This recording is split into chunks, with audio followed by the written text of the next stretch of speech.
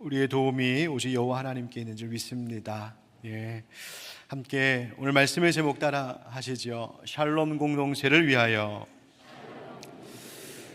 여러분, 샬롬 무슨 뜻이죠? 평화, 평안이라는 뜻입니다.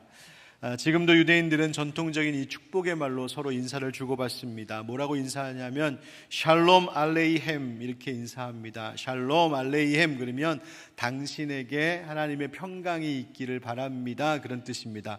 여러분, 옆에 계신 분들하고 한번 같이 인사해 볼까요? 샬롬 알레이햄.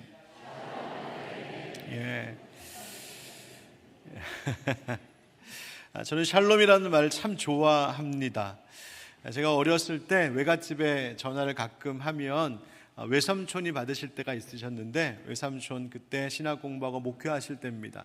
전화를 받으면서 여보세요 안 그러시고 항상 샬롬 그러면서 전화를 받으셨던 기억이 있습니다. 그 따뜻한 목소리에 또 그 의미가 평안, 평화라는 뜻이구나 라는 것을 알고 참 그때부터 그 이름 샬롬이라고 하는 말을 참 좋아했습니다. 여러분, 샬롬은 단지 안녕하는 인사말이거나 그냥 전쟁이 없는 상태 정도를 의미하는 것이 아니라 샬롬에는 그 깊은 신학적인 의미들이 있습니다. 그 첫 번째 샬롬의 의미가 무엇이냐 하면, 보여주시죠? 하나님과 화목하게 된 관계를 두고 이야기합니다. 죄로 인하여서 하나님 진노의 대상이었던 우리들이 예수 그리스도 십자가의 죽으심으로 인하여서 죄 용서함을 받고 하나님과 우리의 사이가 화목하게 된 그 영적 상태, 그 회복의 상태를 우리는 먼저 샬롬이라고 말합니다. 그로 인하여서 하나님 우리에게 주시는 것이 있습니다. 그것은 우리의 마음, 우리의 심령의 내적으로 주시는 진정한 평안입니다. 세상은 아무리 풍파가 일고 어려운 일들이 있어도 누구도 빼앗아갈 수 없는 내적 평안, 우리 마음의 진정한 안식과 기쁨을 하나님이 주시는데 그것을 우리는 샬롬이라고 말합니다.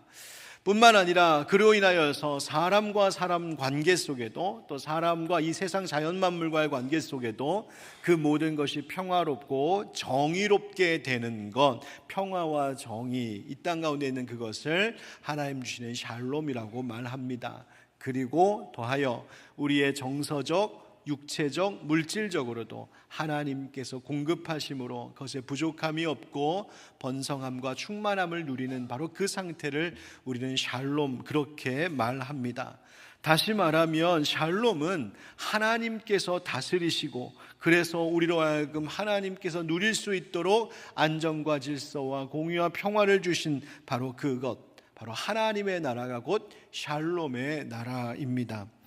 여러분, 그 샬롬이 완성된 곳이 어디에 있을까?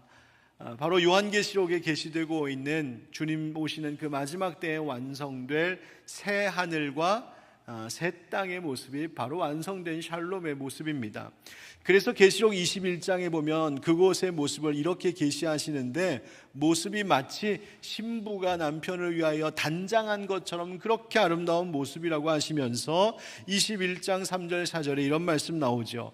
내가 들으니 보좌에서 큰 음성이 나서 이르되, 보라, 하나님의 장막이 사람들과 함께 있음에 하나님이 그들과 함께 계시리니 그들은 하나님의 백성이 되고 하나님은 친히 그들과 함께 계셔서 모든 눈물을 그 눈에서 닦아주시니 다시는 사망이 없고 외통하는 것이나 곡가는 것이나 아픈 것이 다시 있지 아니하리니 처음 것들이 다 지나갔음이로라. 아멘. 하나님이 함께 하셔서, 하나님이 친히 돌봐주셔서 모든 눈물도 다 거두시고 아픔도 슬픔도 곡하는 것도 사망도 다시는 없는, 바로 그것이 샬롬이 완성된 하나님 나라라는 것입니다.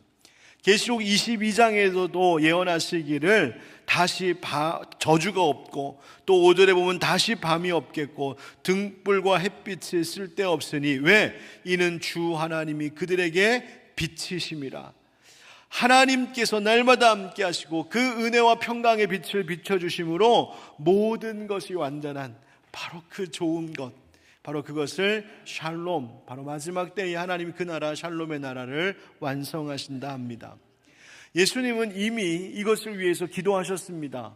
십자가에 달려 돌아가시기 직전에 예수님께서 제자들을 위해서 기도하시는데 요한복음 17장에 이런 기도하십니다. 아버지여, 아버지께서 내 안에 내가 아버지 안에 있는 것 같이 그들도 다 하나가 되어 우리 안에 있게 하사 세상으로 아버지께서 나를 보내신 것을 믿게 하옵소서 기도하시더니 26절에서 내가 아버지의 이름을 그들에게 알게 하였고 또 알게 하리니 이는 나를 사랑하신 사랑이 그들 안에 있고 나도 그들 안에 있게 하려 함이니이다. 아멘. 하나님의 사랑이, 우리 예수님의 사랑이 우리 안에 늘 있고 그것이 차고 넘쳐서 그 삶에 정말 하나님 주시는 샬롬, 그 평안이 있기를 예수님 교회를 위하여, 제자들을 위해서 기도하셨습니다. 그것이 우리 가운데 이루어지고 있습니다. 그래서 사도 요한은 요한일서 1장에서 이렇게 말합니다. 우리 한번 3절 4절 같이 읽어볼까요? 시작. 우리가 보고 들은 바를 너희에게도 전함은 너희로 우리와 사귐이 있게 하려 함이니 우리의 사귐은 아버지와 그의 아들 예수 그리스도와 더불어 누림이라. 우리가 이것을 쓰면 우리의 기쁨이 충만하게 하려 함이라. 아멘. 여러분, 여기서 우리가 누구일까? 바로 교회를 두고 하는 말입니다. 예수 믿는 사람들, 예수님 따르는 사람들, 그 교회는 하나님 아버지와 그의 아들이신 예수 그리스도와의 이 사귐, 곧 교제를 통하여서 하나님께서 주시는 기쁨과 평화, 곧 샬롬을 누리는 공동체, 그것이 교회라는 것입니다. 그러니까 예수님 다시 오시는 그 마지막 때에 새하늘과 새 땅에서 우리가 누리고 맛보게 될 그 완성된 완전한 샬롬, 그 평화를 주님께서는 원하셨고, 그것을 그때 가서야 경험하는 것이 아니라 지금 이 땅에 살면서도 미리 맛보고 누릴 수 있도록 허락하신 공동체가 바로 교회라고 하는 것입니다. 그래서 교회는 샬롬을 누려야 하고, 교회는 샬롬을 전하는 샬롬 공동체여야 합니다. 우리는 이것이 얼마나 중요한 것인지를 경험적으로 잘 압니다. 교회가 평안해야 우리의 마음도 평안하고 우리의 가정도, 우리의 생활도 모든 것에 평안함을 얻습니다. 교회가, 내가 영적인 뿌리를 내리고 있는 교회 공동체가 샬롬을 잃어버리고 흔들리면 우리의 영혼에도 삶에도 하는 일에도 모든 것이 왠지 불안한 것 같은 그런 편치 않음을 우리는 너무 경험적으로 알고 있습니다. 그래서 교회가 평안해야 하고 교회의 샬롬을 위해서 우리는 기도하고 마음을 모아야 합니다. 또한 교회가 샬롬 공동체로 잘 서 있을 때에 이 교회가 세상에도 복이 될 수 있습니다. 여러분, 세상은 어떻습니까? 샬롬을 잃어버린 세상입니다. 혼돈과 무질서, 미움과 다툼, 부정과 불의가 넘치는 세상 가운데 살아가고 있습니다. 세상에서 실망하고 세상에서 낙심한 사람들이, 그런데 교회를 보면서 그들의 마음속에 와, 저기에 샬롬이 있구나. 세상 사람들이 샬롬이라고 하는 말을 미처 모른다 할지라도, 야, 내가 찾던 그 기쁨, 내가 찾던 그 사랑, 내가 찾던 그 행복, 내가 찾던 그 평안, 내가 찾던 그 공의로움, 내가 찾던 그 만족이 교회에 있구나를 느끼게 해줘야 하는 것이 바로 이 지상에 있는 교회의 사명입니다. 여러분, 저는 우리 하늘빛 광성교회가 우리 각자와 우리의 가정 가운데 샬롬을 전해주는 하나님의 도구, 하나님의 통로가 될 뿐만 아니라 우리 교회가 이곳 일산 땅에 있음으로 인하여서 이 일산 지역과 이웃들에게 이 세상에 샬롬이 무엇인지를 느끼게 해주는 그런 참된 교회, 샬롬 공동체가 되기를 예수님의 이름으로 축복합니다. 여러분, 그렇다면 우리 교회가 흔들리지 않는, 정말 그렇게 하나님이 기뻐하시는 샬롬 공동체 되려면 어떻게 해야 될까요? 오늘 말씀을 통하여 그것을 함께 나누려고 합니다. 출애굽기에 나오는 이스라엘 백성들의 모습은 오늘날 교회 공동체를 예표하는 모형이라고 할 수 있습니다. 그래서 출애굽기에 있는 이스라엘 백성들을 보면 그 속에서 우리의 연약함, 우리의 어리석음도 발견하고, 또 그 공동체 가운데 부어주시는 하나님의 놀라운 구원의 은혜를 볼 때에 하나님이 우리 교회를 이렇게 사랑하시고 이끄시는구나를 깨닫게 됩니다. 자, 오늘 본문에 보면 모세의 장인인 이드로가 이 모세를 찾아옵니다. 그리고 모세에게 여러 가지 이야기를 하는데 그 중에 오늘 본문 단락의 마지막 23절 하반절에 이런 말을 합니다. 이 모든 백성도 자기 곳으로 평안히 가리라. 평안히 가리라. 이 백성들이 평안히 갈 것이다, 이렇게 얘기합니다. 여기서 평안히가 바로 아까 이야기했던 샬롬입니다. 그러니까 장인 이드로가 이제 모세에게 어떤 전할 말을 다 전하고 떠나면서 이렇게 하면 이스라엘 백성들과 네가 샬롬이 될 거야, 그 이야기를 했다는 말입니다. 어떻게 하면 그렇게 될까? 말씀 묵상하다가 이 구절에 제 눈을 하나님 머물게 하셨습니다. 하나님, 어떻게 하면 우리 하늘빛 광성교회가 평안히 갈 수 있을까요? 어떻게 하면 우리 하늘빛 광성교회에 속한 성도들의 가정과 일상의 모든 것 가운데 하나님이 주시는 그 평안을 누리는 샬롬 공동체가 될 수 있을까요? 오늘 하나님 우리에게 주는 이 말씀을 함께 귀 기울여 들음으로 우리 교회가 샬롬의 공동체로 든든히 세워져가는 은혜가 있기를 주의 이름으로 축복합니다.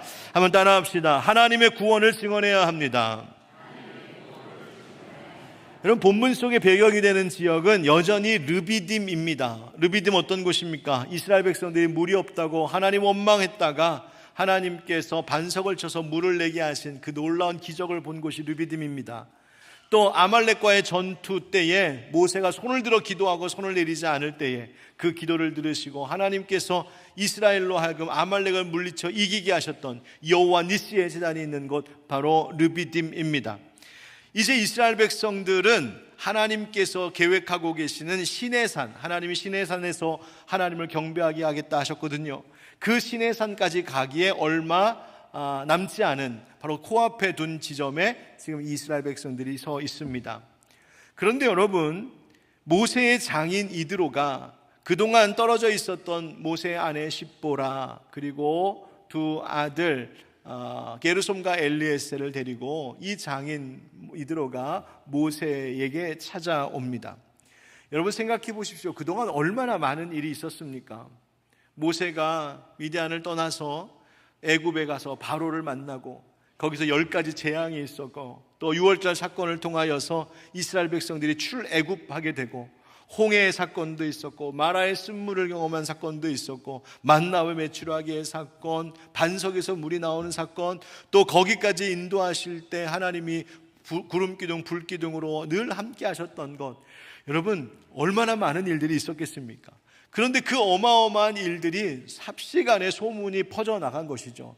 그 소식을 들은 장인 이드로가 이제는 내 사위 모세에게 이 가족들을 데려다 줄 때가 되었다 해서 찾아옵니다.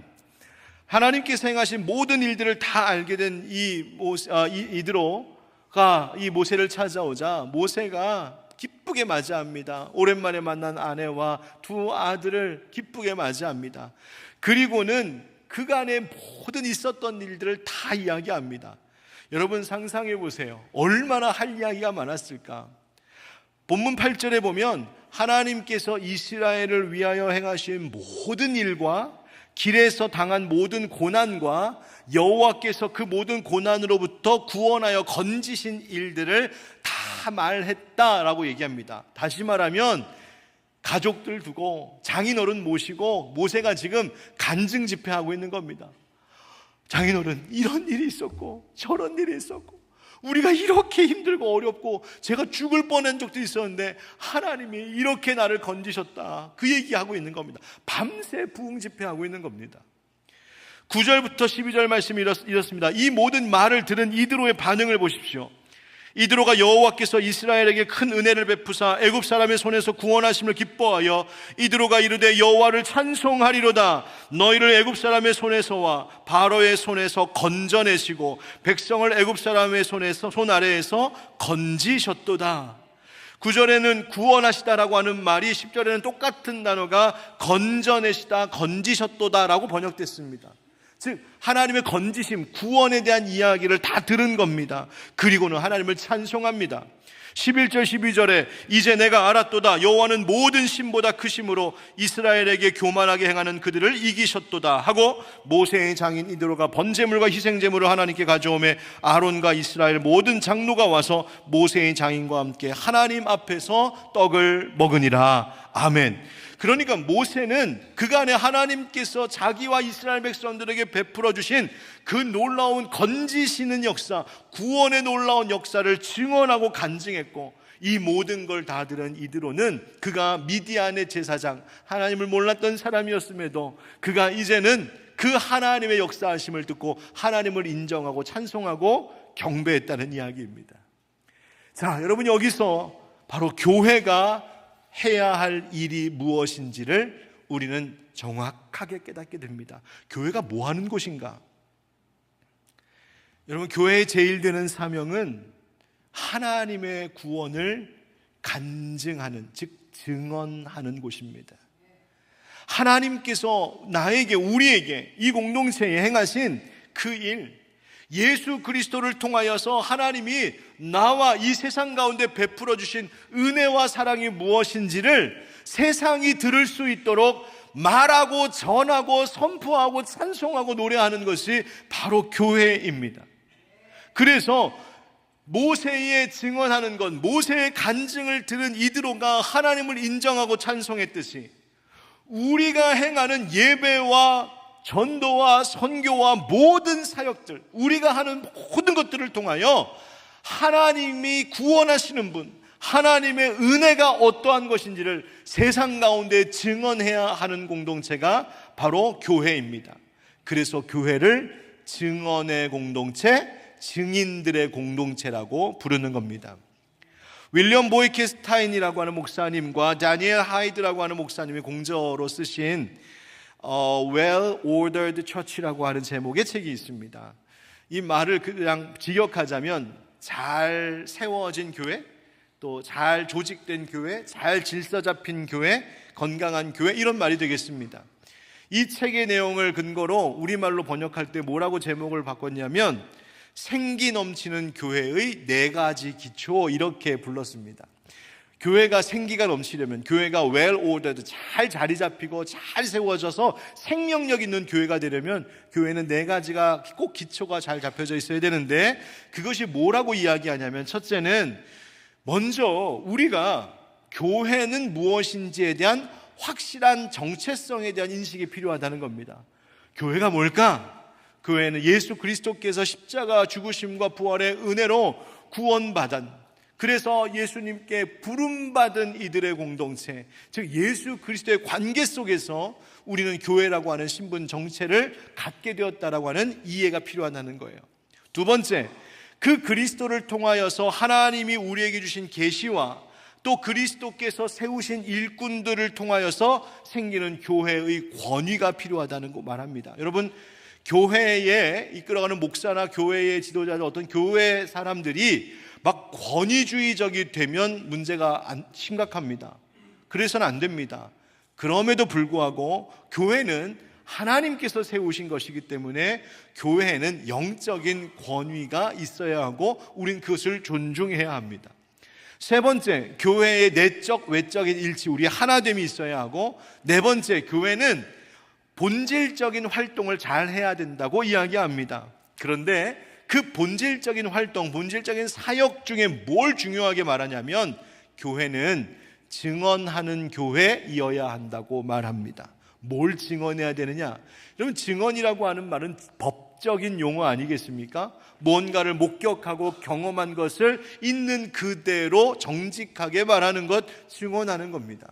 그 증언의 공동체, 뭘 증언하라는 것일까? 바로 하나님께서 우리에게 베풀어 주신 예수 그리스도 십자가의 사랑, 우리 각 사람이 죽을 죄인이었는데 예수님 오셔서 그분의 죽으심과 그분의 부활과 그분의 가르침과 그분의 용서와 그분의 사랑 때문에 우리가 건짐받았습니다, 우리가 구원받았습니다 라고 하는 것을 증언하는 것, 그것이 교회의 핵심적인 활동이라고 이야기합니다.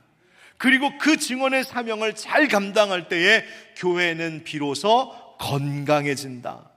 우리가 건강해지는 것뿐만 아니라 우리가 그 증언의 사역을 잘 감당하면 우리 교회가 있는 이 땅에 우리의 이웃과 지역사회와 온 국가와 세상에 유익을 주는 교회가 될 수 있다고 이야기합니다. 왜 그런 일이 일어날까? 바로 예수님께서 교회에 주신 지상명령, 바로 그것이 예수님의 증인되라고 하시는 것이었기 때문입니다. 여러분, 그렇다면 이제 생각해 보십시다. 우리 하늘빛 광성교회는, 이 교회를 이루고 있는 우리들은 각각 정말 하나님의 구원을 증언하는 사명을 잘 감당하고 있을까요? 마치 모세가 밤새도록 장인어른 이드로와 아내 십보라와 아들 게르손과 엘리에셀에게 우리에게 이런 구원의 일이 있었어, 이런 건지심의 역사가 있어서 밤새도록 기쁨으로 간증했던 것처럼, 과연 우리는 우리의 생활을 통하여, 우리의 입술을 통하여서 우리의 주변 사람들에게 내게 주신 구원의 은혜에 대하여 증언하며 살고 있습니까? 여러분, 지난 추석 연휴 어떻게 보내셨는지요? 부모님도 만나시고 형제자매, 친구, 이웃들 많이 만나셨죠? 여러분, 그분들에게 여러분들은 어떤 모습으로 지난 한 주간 있었습니까? 여러분이 만난 하나님, 여러분께서 경험하신 하나님의 은혜를 잘 전하고 오셨습니까? 나를 구원하신 예수 그리스도, 그분의 사랑에 대한 증인이셨습니까? 복음의 전달자로 한 주간 지내오셨습니까? 그렇게 하셨다면 너무너무 잘하셨습니다. 그 사명을 감당하신 것이기 때문입니다.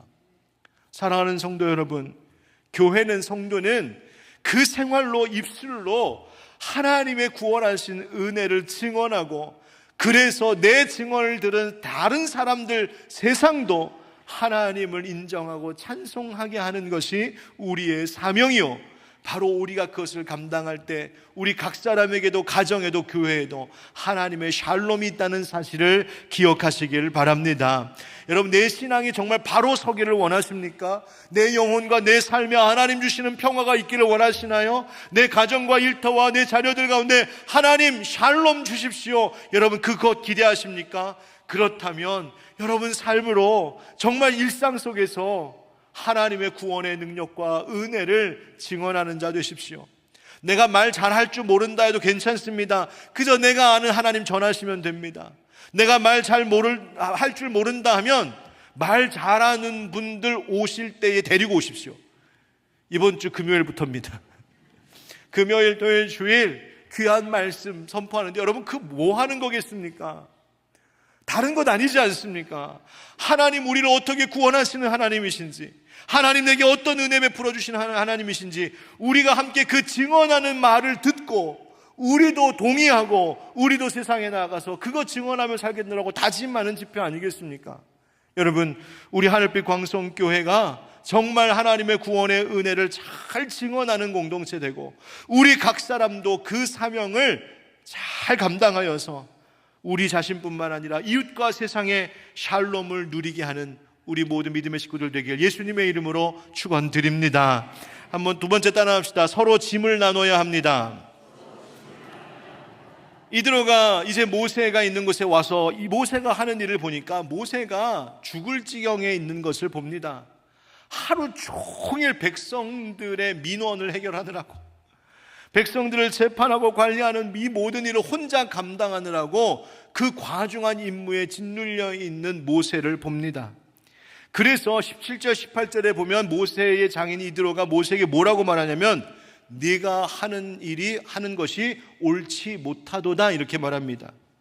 이렇게 하면, 이 방식대로 하면 너뿐만 아니라 너와 함께하는 모든 백성들의 기력이 쇠하게 될 것이다. 너의 일이 중하다 하며 하는 말이 네가 혼자 할 수 없음이라 이렇게 얘기합니다.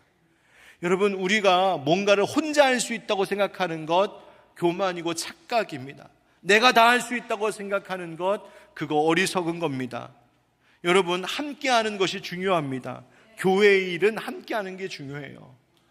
여러분, 교회의 일을 때로는 여러 사람들이 함께하려면 시간이 걸리고 복잡해질 때도 있습니다.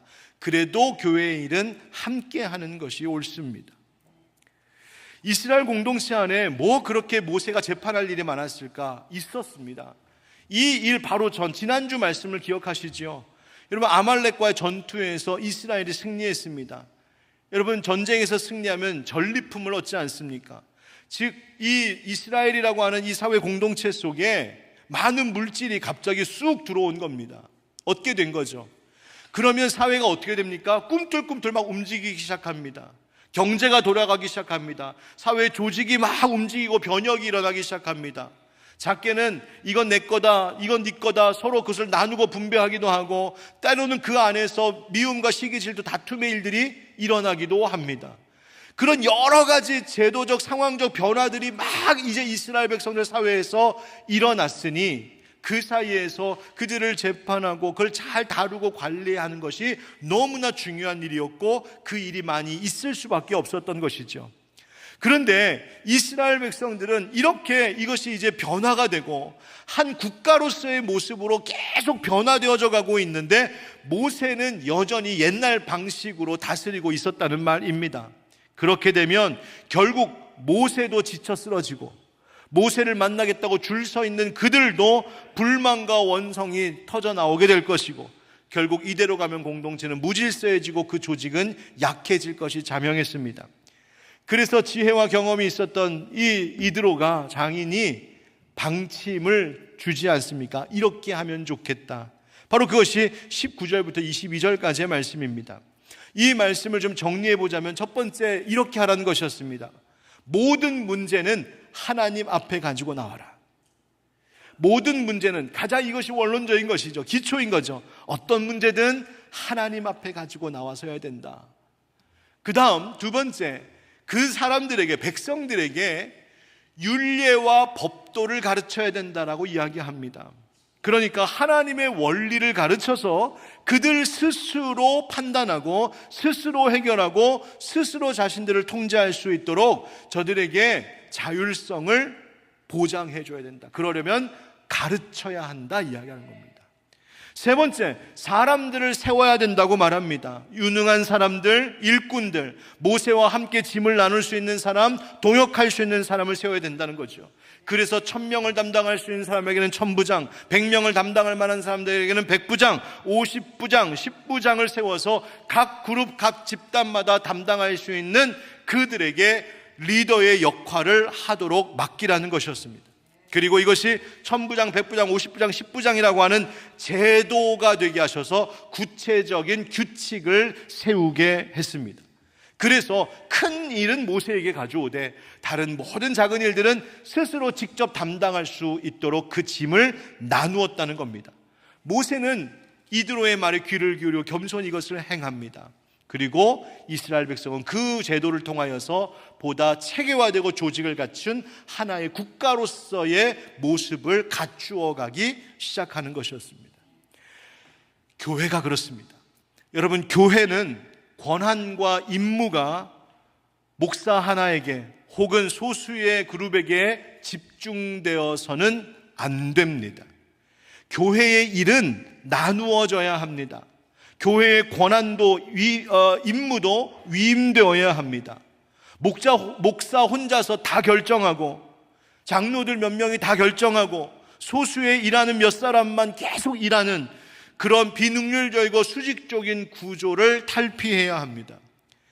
그래서 백성들에게 율례와 법도를 가르쳐 스스로 할 수 있도록 했던 것처럼, 우리 교회 성도들에게, 평신도들에게 스스로 할 수 있도록 가르치고 배우게 하고 훈련하는 것이 교회가 행해야 할 매우 중요한 사명입니다.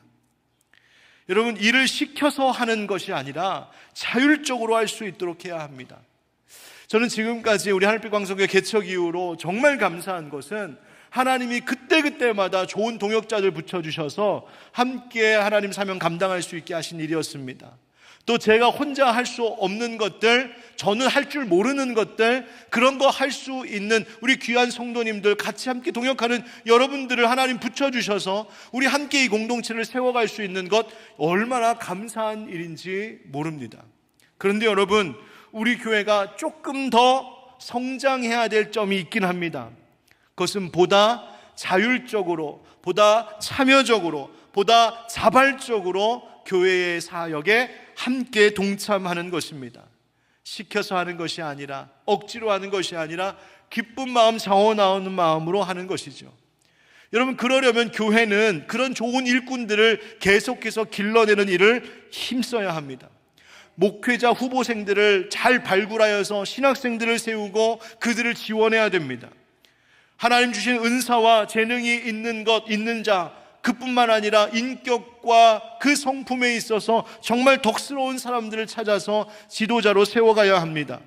오늘 성경에도 보니까 바로 그 능력 있는 사람들이 누구냐? 먼저는 하나님을 두려워하는 사람이요, 즉 하나님을 경외하는 사람이요, 그 다음 진실한 사람이요, 불의한 이익을 미워하는 사람, 즉 정직하고 의로운 사람, 그런 사람이 하나님께서 보실 때 유능한 사람이다 라고 말씀하셔서 그런 사람들 많이 훈련시키고 세워야 한다고 이야기합니다. 사람 세우는 게 중요합니다. 교회의 여러 가지 프로그램, 정책, 여러분 이런 거는 시간이 지나면 다 옛날 것 됩니다. 새로운 것들이 계속 생깁니다. 우리 교회가 예쁘게 리모델링하고 이런저런 시설들을 갖추지만 이 모든 하드웨어적인 것들도 얼마 지나면 다 옛날 것 됩니다. 그런데 여러분, 그 모든 것들은 다 지나가고 옛날 것 되고 사라지지만 남는 것 있습니다. 사람은 남습니다. 사람은 사람을 키워내고 사람을 통하여 교회는 세워져 갑니다. 제가 부목사로 섬겼던 거룩한 빛 광성교회를 처음 부임했을 때 전 깜짝 놀랐습니다. 아니, 이 교회는 무슨 조직이 이렇게 많아? 거의 막 조직 그래가지고 막 무슨 팀도 부서도 그룹도 얼마나 많은지, 또 하는 일들 사역들도 뭐가 이렇게 많은지, 야, 백화점이 따로 없네 그랬습니다. 심지어 제가 처음 부임했을 때는 뭐도 있었냐면 국수 가게도 했습니다. 교회가 탄현동 쪽에 아주 싼 가격으로 국수에서 국수 판매하는 일하는 분들 월급도 주고 주변에 어려운 분들 가볍게 싼 가격으로 식사할 수 있는 그런 봉사 차원의 국수 가게도 했습니다. 그거 보면서 야, 교회가 이제는 국수 가게도 해야 되나? 나는 나중에 짜장면 가게 해야 되나? 이런 생각까지 할 정도였습니다. 교회가 이렇게 뭘 이렇게 많이 하나 싶어서 이렇게까지 할 필요가 있을까라는 생각을 잠시 했을 때에 정성진 목사님이 정말 귀한 가르침을 주셨습니다. 목사님이 이런 이야기 하시더군요. 당시에 거룩한 빛 광성교회가 문화 강좌가 굉장히 많이 활발하게 전개가 되어서 지역 사람들한테 소문이 났습니다. 그래서 한국 교회의 많은 목사님들이 탐방하러 와서 물어보는 겁니다. 아니, 문화 강좌 어떻게 잘합니까? 문화 강좌를 통해서 몇 명이나 새롭게 등록하십니까?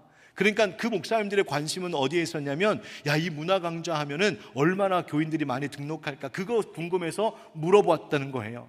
그런데 정 목사님이 이렇게 말씀하시더군요. 그거 내 관심이 아니었다고. 몇 명이 새로 등록하느냐가 첫 번째 관심이 아니었다고. 목사님의 관심은 어디에 있었다고 늘 말씀하셨냐면, 그 문화 강좌 혹은 그 기타 여러 가지 팀과 사역들을 펼쳐갈 때에 그 일을 앞장서서 하는 사람들이 어떻게 세워지고 있느냐가 더 중요했다는 겁니다. 예를 들면 문화 강좌에 몇 명이 수강하느냐, 그게 중요한 것이 아니라 그 문화 강좌를 위하여서 눈물로 기도하며 준비하는 그 강사가 한 사람의 지도자로서 잘 세워져 가고 있는가가 더 중요했다고 말씀하시는 거예요. 제가 그때 알았습니다. 아, 그래서 일이 필요한 거구나. 그래서 다양한 것이 필요하구나. 곳곳에서 하나님의 일꾼들을 세우기 위한 그 텃밭을 만드시는 것이었구나. 제가 그거 깨닫게 되었습니다. 여러분, 우리 교회도 그런 귀한 일꾼들이 세워져 갈 수 있기를 아주 소망합니다. 여러분, 이제 10월 말 11월 다가옵니다. 우리 교회 교역자들에게는 공포의 시간입니다. 왜 그러냐 하면 우리 목사님들이 이제 전화 받기를 주저할 때가 됐습니다. 이제 전화가 따르릉 오면 대부분 이런 얘기거든요. 목사님, 제가 지금 담당하고 있는 이 사역, 제가 이번 올해까지밖에는 못할 것 같습니다. 내년에는 이제 교사도 그만둬야 될 것 같고 목장도 그만둬야 될 것 같고, 저한테 팀 리더 이전 시키지 마십시오. 그래서 목사님 아마 전화 잘 안 받으실 겁니다. 그런데 여러분, 이 고민은 제가 목회해온 20년 동안 한 번도 어느 교회도 틀림없이 늘 있었던 고민인데, 여러분, 이제는 바뀌어야 되지 않겠습니까? 우리 하늘빛 광성교회는 좋은 일꾼들, 자원하는 일꾼들 많이 세워지는 교회 되기를 축복합니다. 갈라디아서 6장 2절에 너희가 짐을 서로 지라 그리하여 그리스도의 법을 성취하라 하셨습니다. 고린도전서 7장에는 오직 주께서 각 사람에게 나눠주신 대로 하나님이 각 사람을 부르신 그대로 행하라. 내가 모든 교회에서 이와 같이 명하노라 하셨습니다. 사랑하는 성도 여러분, 하나님 우리에게 주신 은사와 부르심에 따라 함께 일을 나눔으로 우리 교회의 진정한 샬롬이 가득하기를 축복합니다. 마지막 결론이자 마지막 이야기입니다. 한번 따라합시다. 성령의 이끄심을 받아야 합니다. 여러분, 교회가 이렇게 좋은 사람들을 세워가는 것이 중요한데 이때 주의해야 할 것이 하나 있습니다. 그것은 좋은 일꾼들, 좋은 지도자들을 많이 세운다 하여 교회가 사람 중심이 되어서는 안 된다는 겁니다. 교회는 늘 성령 하나님이 이끄시는 교회여야 합니다. 23절에 베드로가 이렇게 말하죠. 네가 만일 이 일을 하고 하나님께서도 내게 뭐 하시면? 허락하시면. 이 허락이라는 말을 찾아보니까 명령하다는 뜻이더군요. 하나님이 이렇게 하라고 명령하셔야 이것이 평안이 된다는 이야기입니다. 사랑하는 성도 여러분, 우리 하늘빛 광성교회 무슨 일을 하든지 어떤 일들을 하든지 여러분 언제나 하나님께 허락을 구하고 하나님께 묻고 성령 하나님이 이끌어 가시는 대로 인도 안 받는 우리 교회 되기를 축복합니다. 사람이 마음으로 자기의 길을 계획할지라도 그의 걸음을 인도하시는 이는 여호와시니라. 우리 교회의 모든 성도들, 모든 사역의 팀과 부서들, 모든 조직이 모일 때마다 예배하고 모일 때마다 기도와 말씀으로 성령의 음성에 귀를 기울임으로 하나님이 이끌어 가시는 진짜 샬롬 공동체 되기를 예수 그리스도의 이름으로 축원드립니다. 기도합시다.